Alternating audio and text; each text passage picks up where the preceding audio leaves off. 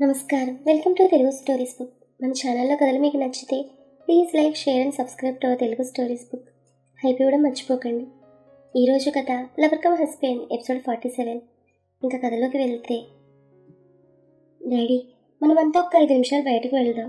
వాళ్ళిద్దరు భార్యాభర్తలు ఏం మాట్లాడుకుంటారో వదిలేయండి అని సుప్రజ లేవగానే ఆ మాటకు అందరూ వెళ్ళిపోతుంటే కృతి మాత్రం మీరెవరూ వెళ్లాల్సిన అవసరం లేదు, రిష్విక్ గారు మీరేం చెప్పాలన్నా వీళ్ళందరి ముందే చెప్పండి అంది కృతి. ఆ రూమ్లో కిషోర్ కోపంగా, శ్రావణి బాధగా, సూర్యకి అసలేం అర్థం కావడం లేదు. ఇంతలో సుప్రజ సూర్యతో నువ్వు బయటకు వెళ్ళనగానే తను వెళ్ళిపోయాడు. రిషి కృతితో మాట్లాడుతూ, చిన్ను నువ్వు చూసింది ప్రీతిని, ఆ అమ్మాయి వాళ్ళ నాన్నతో నాకు సినిమా ఛాన్స్ ఇప్పించింది అని రిషి మాట్లాడుతుండగా, మరి నాకెందుకు చెప్పలేదు అని అడిగింది కృతి. నీకు సర్ప్రైజ్ ఇద్దామని అన్నాడు రిషి. ఓహో, మరి ఇన్స్టిట్యూట్లో వర్క్ చేస్తున్నానని ఎందుకు అబద్ధాలు చెప్పావు? అదే చెప్తున్నాను చిన్ను, నీకు సినిమా స్టార్ట్ అయ్యాక చెప్దామని అలా చెప్పాను. మరి అమ్మాయి నీ దగ్గరికి ఎందుకు వచ్చింది? మీ మధ్య ఎంత క్లోజ్నెస్ లేకపోతే అంతలా దగ్గరయ్యారు అని అడిగింది. ఏది ఆ క్వశ్చన్ నా కళ్ళలోకి చూసి అడుగు. ఆ మాటకి కృతి రిషి కళ్ళలోకి చూసింది. తను ఏ తప్పు చేయలేదని రిషి కళ్ళు చెప్తున్నాయి. కానీ కృతికి కోపంలో ఎంత వద్దనుకున్నా సరే రిషి ప్రీతిని అలా చూడడమే గుర్తొస్తోంది. అది చూడబట్టే తనకి యాక్సిడెంట్ అయి తన బేబీ తనకు దూరం అయింది. ఇది బలంగా తన మైండ్లో ఫిక్స్ అయింది. ఇంతలో కిషోర్ కలగజేసుకుంటూ, చూడు నువ్వు పొద్దున మాల్లో నాకు కనబడినప్పుడు అడిగాను వాళ్ళెవరని, కానీ నువ్వు ఆన్సర్ చాలా ప్రౌడ్గా చెప్పావు. కనీసం అప్పుడైనా చెప్పావా సినిమాలో యాక్ట్ చేస్తున్నానని అని అడిగాడు కిషోర్. హే మధ్యలో నీకేంటి చెప్పేది, నా భార్యకే చెప్పలేదు అన్నాడు రిషి. అదిగో అదిగో ఆ పొగరే అంటుంటే, హే అసలు నువ్వెవరు మధ్యలో అంటూ కృతితో, అసలు ఇక్కడ కాదు చిన్ను, పద మన ఫ్లాట్కి వెళ్దాం అని తను చేపట్టుకున్నాడు రిషి. అది చూసిన కిషోర్, ముందు తను చెయ్యదులు, తను నీతో ఎక్కడికి రాదన్నాడు. ఆ మాట చెప్పడానికి నువ్వెవరు? తను నా భార్య, నాతో వస్తుంది, నాతోనే ఉంటుందంటూ కృతిని తన దగ్గరకు లాక్కున్నాడు రిషి. కానీ కృతి తన్ని విడిపించుకుంటూ, నువ్వేం చెప్పడానికి వచ్చావు, నన్ను కన్విన్స్ చేయడానికేనా? అలా అయితే నువ్వు ఇక్కడి నుంచి వెంటనే వెళ్ళిపో రిషి అంది. కానీ రిషి, నేను వెళ్ళను, నేను ఏ తప్పు చేయలేదని నువ్వు నమ్మాలి, ఆ తర్వాతే వెళ్తానని అక్కడే నిలబడ్డాడు రిషి. ఇంతలో సుప్రజ, రిషి నీతో ఒక విషయం చెప్పాలి, బయటికి వస్తావా అనగానే కృతికి సుప్రజ ఏం చెప్పాలనుకుంటుందో అర్థమైంది. అందుకే, అక్క ఏం అవసరం లేదు రిషి, ఇంక నువ్వు వెళ్ళు, నాకు నీ మాటలు వినాలని కానీ నీతో ఉండాలని కానీ లేదని చెప్పింది సీరియస్గా. చిన్ను అలా మాట్లాడుకో, నా గుండె పగిలిపోతుంది, నువ్వు లేకపోతే నేను ఉండలేను, అది నీకు కూడా తెలుసన్నాడు రిషి. కృతికి తెలుస్తోంది రిషిని కౌగిలించుకుని ఏడవాలనుంది. కానీ ఇంతలో కిషోర్ కృతితో, చూడు కృతి, నువ్వు ఇంకా ఇతను నమ్మితే నీ అంత అమాయకురాలు ఉండదు, నా మాట వినకుండా తనతో వెళ్తే ఈసారి మిమ్మల్ని వదులుకోవాల్సి వస్తుందన్నాడు బెదిరింపుగా. ఆ మాటకి రిషి, నీ తొక్కలో బెదిరింపులాపు, నువ్వు నీ వేషాలు అంటూ కృతితో, చిన్ను ఇక్కడే ఉంటే మీ బాబు మనల్ని మాట్లాడుకునేవాడు అనగానే, అందుకే తను తీసుకెళ్ళి నీ మాయమాటలతో నమ్మించి ఇంకా ఏం చేద్దామని. అవును, ఎవరో ఇద్దరిని పట్టావు, మళ్ళీ నా కూతురు దేనికి? వెళ్ళు వెళ్ళు, వెళ్ళి నీకు ఛాన్సులు ఇస్తున్నారే వాళ్ళు అని కిషోర్ అంటుంటే ఆ మాటలకి రిషి కోపంగా కిషోర్ గొంతు పట్టుకున్నాడు. నువ్వు ఇంకొకసారి నా కృతికి లేనిపోని చెప్పి తన మనసు చెడగొడితే అంటూ గొంతు నొక్కుతుంటే కృతి వచ్చి రిషిని లాగుతూ, రిషి ఇక ఈ నాటకాలు చాలనగానే రిషి కిషోర్ని వదిలి, చిన్ను అసలు ఏం మాట్లాడుతున్నావో నీకు అర్థమవుతోందా అని అడిగాడు. నాకు అన్నీ అర్థమవుతున్నాయి, మా నాన్న చెప్పినట్లుగా నువ్వు అవకాశవాదివి, నీ కెరీర్ కోసం నేను ఎంత చేశాను, అలాంటి నా దగ్గర రహస్యాలు దాచి ఆ ప్రీతితో అంటూ రిషి చేపట్టుకుని బయటకు లాక్కెళ్ళింది. రిషి ఆ నిమిషం మాటలు రాని మోగవాడైపోయాడు. వీళ్ళు బయటకు రాగానే మిత్ర అభి లేచొస్తుంటే కృతి వాళ్ళని ఆగమని చేతితో సైగ చేసింది. రిషిని హాస్పిటల్ నుంచి బయటకు తీసుకెళ్ళి, ఇప్పుడు చెప్పు, నీకు నా మీద మోజు తీరిపోయింది కదా, అందుకే దాని వెనక పడ్డా. నేను పిచ్చిదాన్ని, నువ్వు నా ప్రాణం అని నమ్మి మా పేరెంట్స్కి తెలియకుండా నేను పెళ్లి చేసుకున్నాను, నా సర్వస్వం అర్పించాను, ఇంక నా దగ్గర నువ్వు ముక్కలు చేసిన మనసు తప్ప ఇంకేమీ లేదు. తప్పులన్నీ నువ్వు చేసి మా నాన్నే తిడతావు, కొడతావు, ఇప్పుడు చంపుతున్నావు. ప్లీజ్ రిషి, నా లైఫ్లో నువ్వు వెళ్ళిపో అంటూ లోపలికి పరిగెత్తింది కృతి. అవన్నీ విని రిషి అక్కడే కూర్చుండిపోయాడు.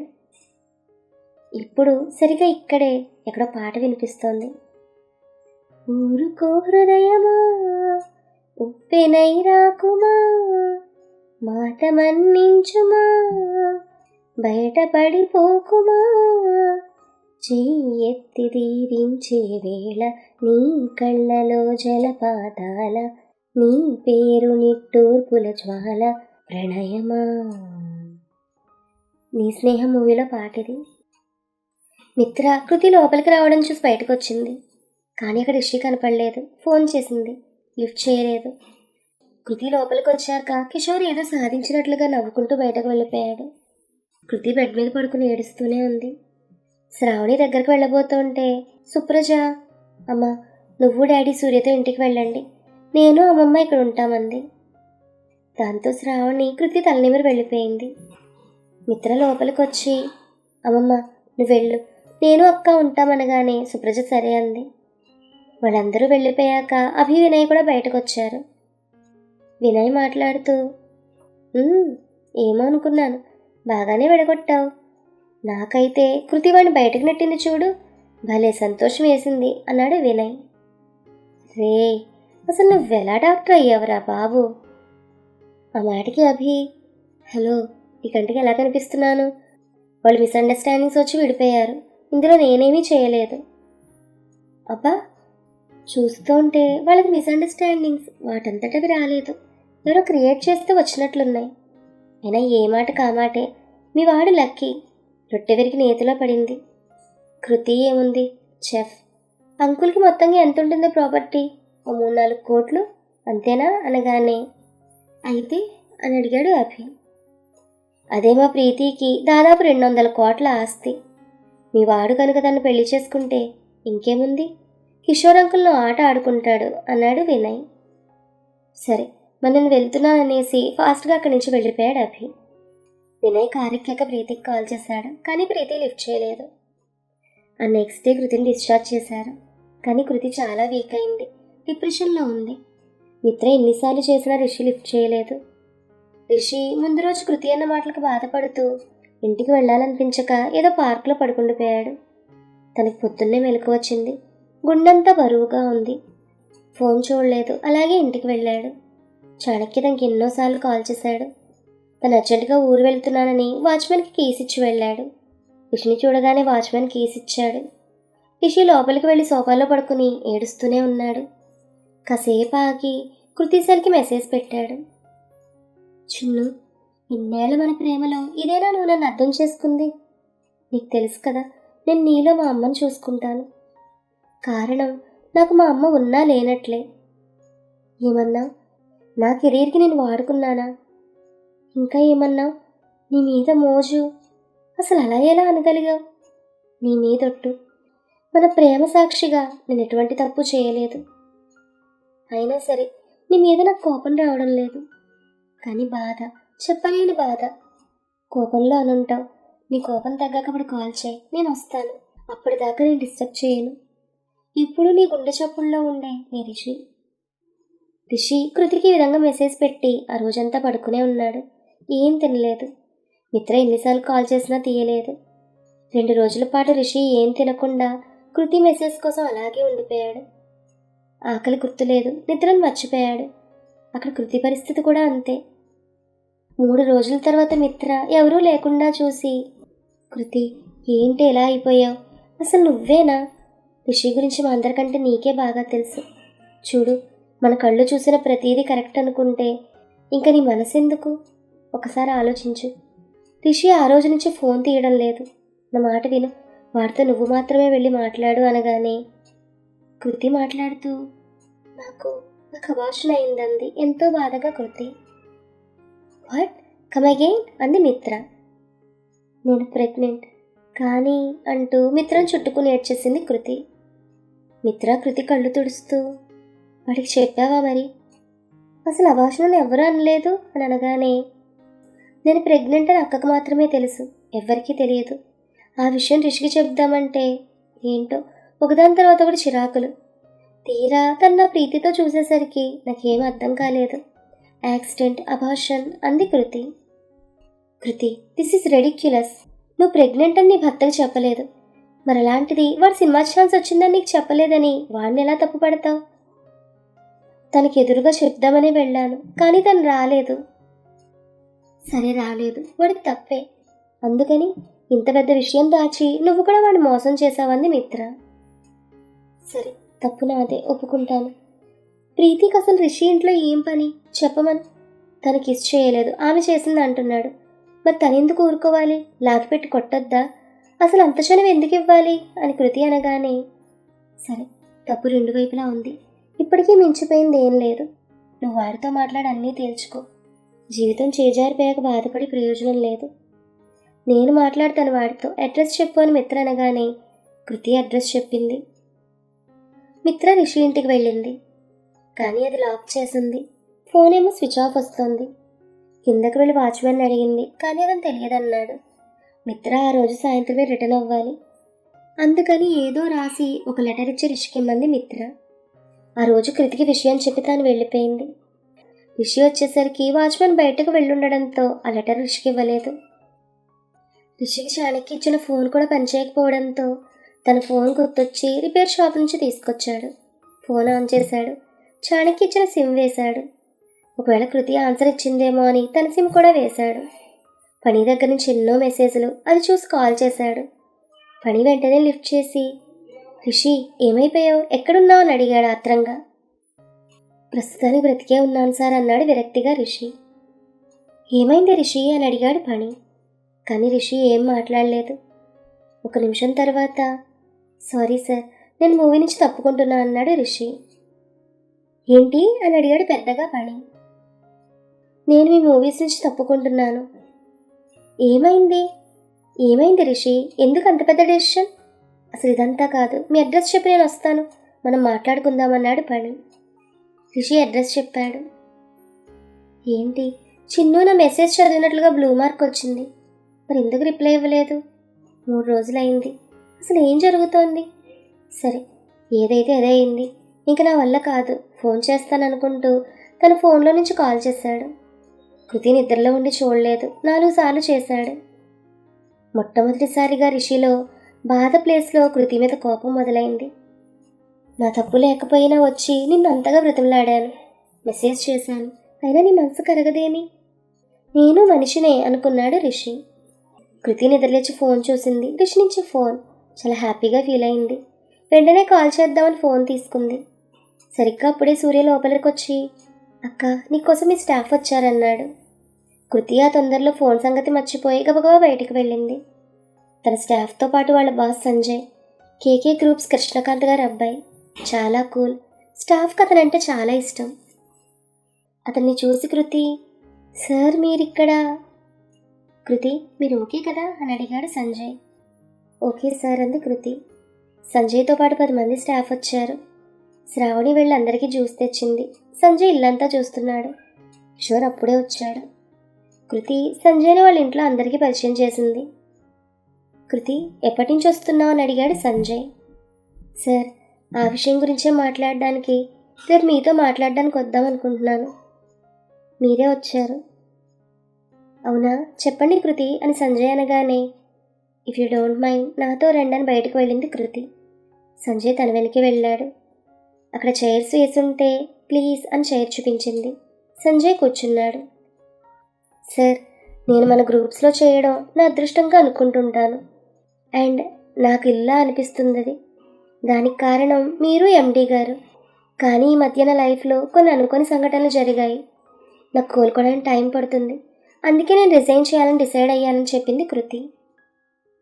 కృతి, మా దగ్గర పనిచేసే వాళ్ళని మా ఇంట్లో వాళ్ళలా చూసుకుంటాం మేము. ఆ విషయం నీకు తెలుసు. అండ్ నువ్వు నేను ఒకేసారి ట్రైనింగ్ తీసుకుందాం, నీకు గుర్తుందా అంటూ వాళ్ళ మధ్య జరిగిన కొన్ని సంఘటనలు గుర్తు చేశాడు సంజయ్. అవును సార్, అవన్నీ గోల్డెన్ డేస్. చాలా అల్లరి చేసేవాళ్ళం. కృతి, రిషి ఎలా ఉన్నాడు అని సంజయ్ అడగగానే, ఇక్కడ పని రిషి సంభాషణ, అక్కడ కృతి సంజయ్ సంభాషణ సైమల్టేనియస్గా వస్తుంది. అక్కడ పని వచ్చాడు. ఈ 4 రోజుల్లో రిషి షేవింగ్ చేయక దేవదాసులా మారాడు. తిండి కూడా తినక చాలా వీక్గా కనిపించాడు. రిషిని చూసిన పని, ఏంటి రిషి ఏమైంది అంటూ తన పక్కనే కూర్చున్నాడు. కానీ రిషి ఏం మాట్లాడలేదు. రిషి, నీకు అన్నదమ్ములు ఉన్నారో లేదో నాకు తెలియదు, కానీ నాకైతే లేరు. So you are like my brother.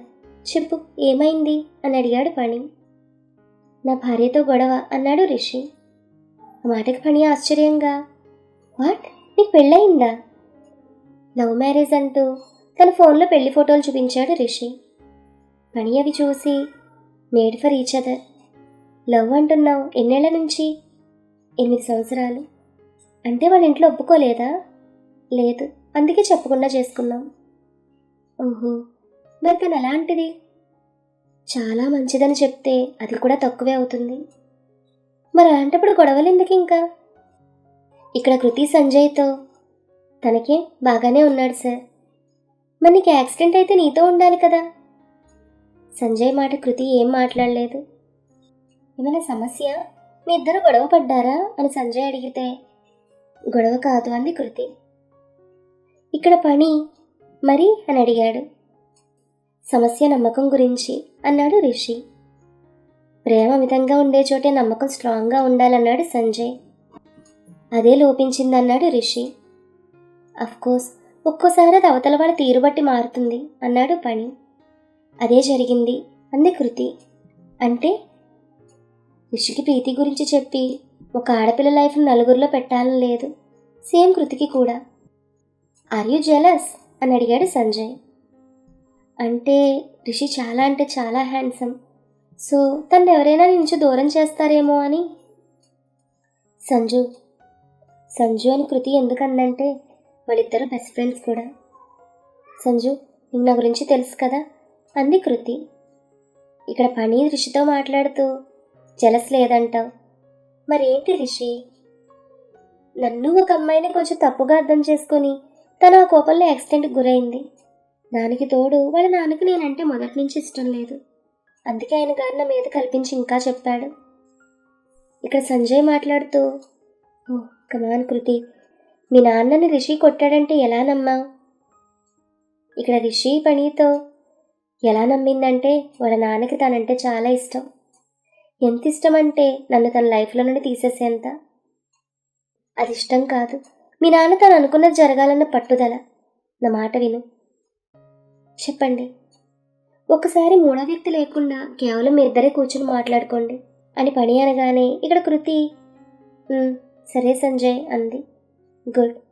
నీ రిజిగ్నేషన్ నీ బాస్ ఒప్పుకోలేదు. రిషితో మాట్లాడి ఇద్దరు ఒకటయ్యాక అప్పుడు రా, మరి నేను వెళ్తానంటూ లేచాడు సంజయ్. ఇక్కడ పని, సరే రిషి ఇప్పుడు నాతో రా, షూటింగ్లో జాయిన్ అవ్వన్నాడు. దానికి రిషి, లేదు పని, ఇంకో 2 days తర్వాత అన్నాడు. కానీ పని, అస్సలు ఒప్పుకోను, నువ్వు రావాల్సిందే. నువ్వెందుకు రావడం లేదో అని ప్రీతి మేడం ఒక్కటే టెన్షన్ పడుతున్నారు అన్నాడు పని. అంతా డెవిల్ వల్లనే అనుకుంటూ, మేబీ ఆమెకి నేను రావడం ఇష్టం లేదేమో అన్నాడు రిషి. అదేం లేదు అంటూ ప్రీతికి కాల్ చేశాడు పని.